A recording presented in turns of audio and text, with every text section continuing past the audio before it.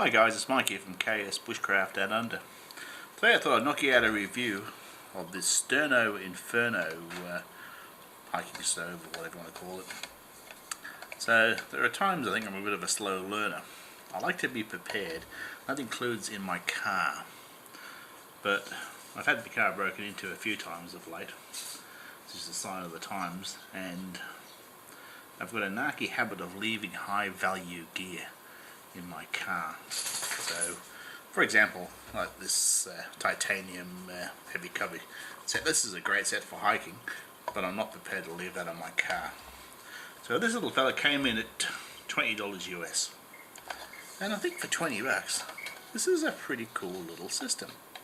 So I live in a hot climate as well, so I'm not comfortable leaving gas cylinders and such when the ambient air temperature is over 40 degrees Celsius inside the car can be near on boiling. So I'm just not comfortable with it, and I normally leave solid fuel in my car, and I normally have one of these tucked away somewhere. So anyway, I saw these online. I thought $20 US, and eventually I got must have looked at it often enough that Amazon sent me an offer, which I accepted. So it has a heat exchanger and quite a small pot. Anyway, I'll run through the specifications as usual. So it works with the 7-ounce, or to the rest of the world, 198 grams chafing fuel by Sterno, which I can't get locally, but I can get a different brand, and they work out for me at about $2 Australian for 2 hours of cooking time, and that's not bad.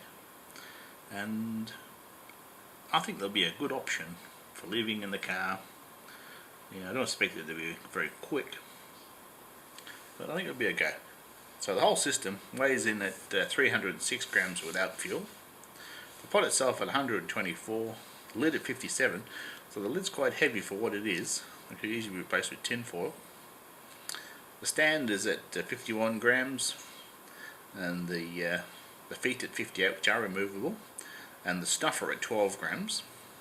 So I tested the pot, and without the lid on I got 630 mil, and with the lid on I got 530. So it's a half-litre pot.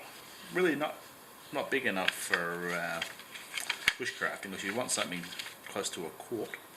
Came with all these instructions. There was more in there about what not to do, obviously written by lawyers, but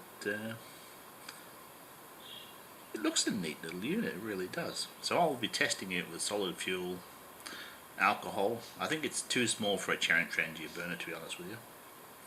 So maybe one of the pop can stoves, and some gel fuel as well. So packed up, she's fairly compact.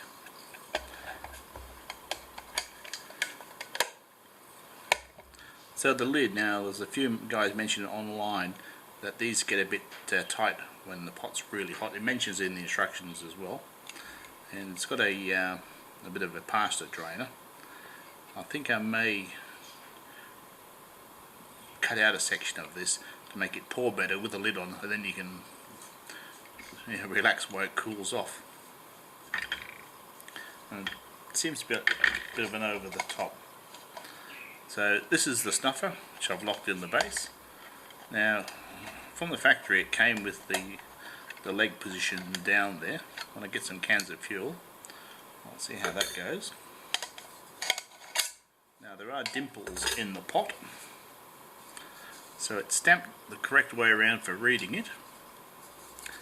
The handles are insulated. I've had it fired up on alcohol, and it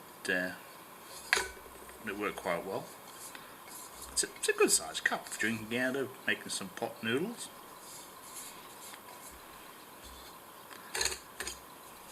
So the base has expandable legs to make it super stable, and it's got a cutout for lighting the gel fuel where they match. Well, that's a clever idea.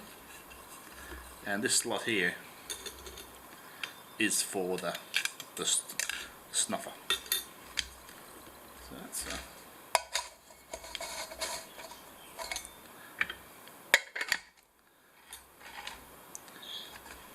it's certainly stable, far more stable than lots of the micro alcohol stoves I've used, and some of the gas stoves.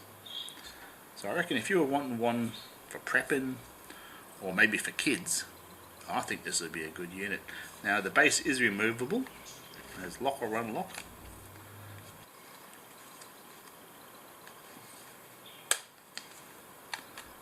So we twist there, you can see the cutouts on that ring.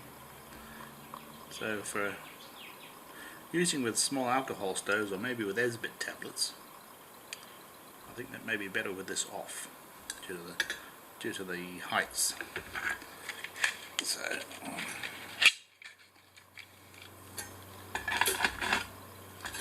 looking at the so an Esbit tablet would be one to be sitting up fraction high, would be pretty close. Anyway, we'll test it in a bit.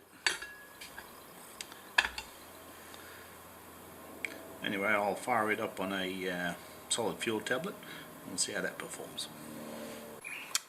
Alright guys, so I've measured in 500 ml up by weight of water at 16.6 degrees Celsius. Now the camera can pick it up.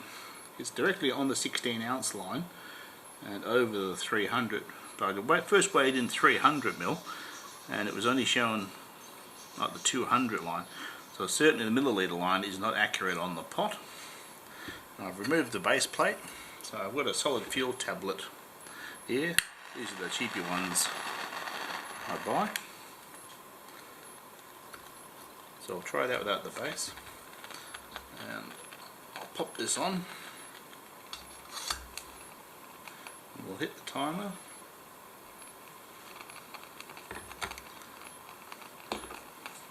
Lid on. And see how she performs. And we'll come back when I've got a boil. So at 4 minutes 20 we're starting to get bubbles showing in the pot.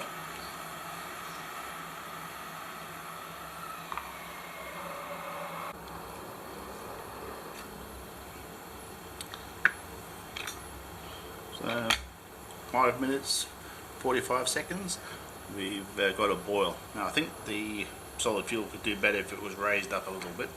So that's pretty solid performance, that's pretty good. So there's a good chunk of the solid fuel tablet still there. I think if I was to use this gel burner from a Trangia and just stack it that little bit taller, I think it will work better. Okay, so I'm going to repeat the test and put the tablet in this Trangia gel burner. I think just that extra bit of height might make a difference, but I don't know. So same again, same water, same 500 ml.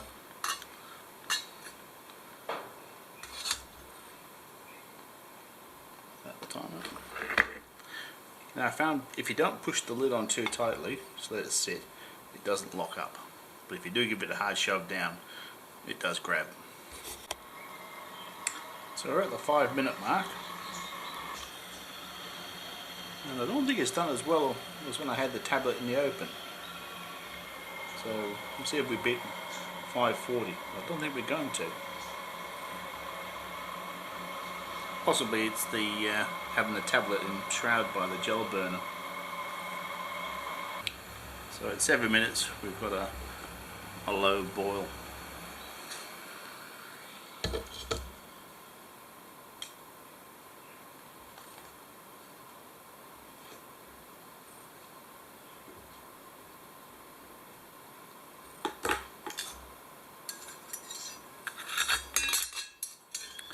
There's certainly not as much as the tablet's being consumed, so maybe it's getting choked by the gel burner.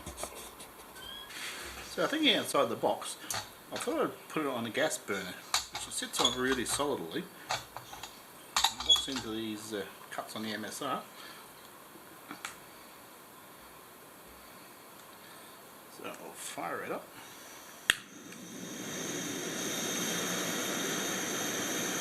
Now I won't put the stove flat out because it's quite a powerful stove, and I'll just leave it on low and we'll see how she performs. So guys, if you thought you could make yourself a cheap Jetboil or MSR reactor, I managed to melt the pot.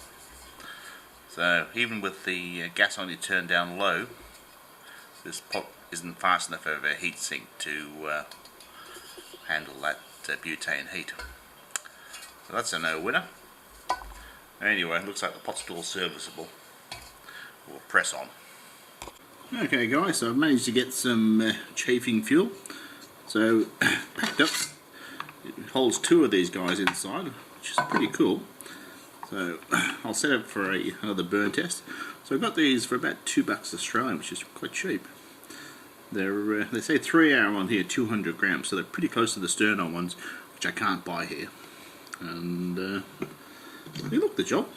So I'll weigh it first, and I'll weigh it at the end. And it looks there.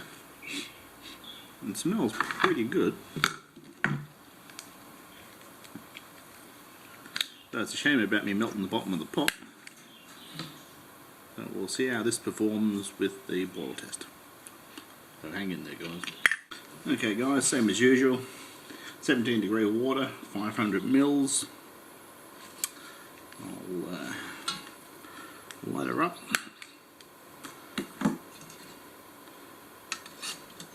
Get that on. Start the timer.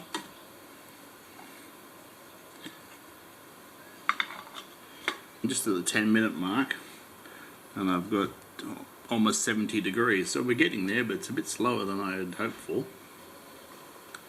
Okay guys, we're at the 15-minute mark, and we're almost at 90 degrees. So guys, I've just got a low boil now, but might as well call it 18 minutes. I did discover that it's easier than getting the lid stuck, it's just to turn the lid upside down.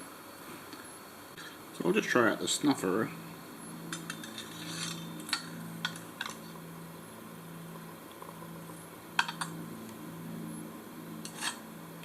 Well, that worked a treat. So guys, it consumed 20 grams worth of fuel to boil that half litre. So I'm going to repeat the test at 250 mils and see how that performs.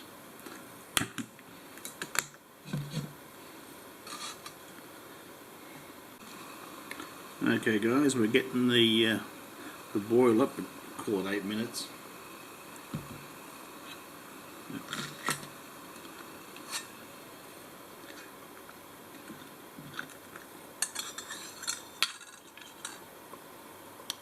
So what do I think?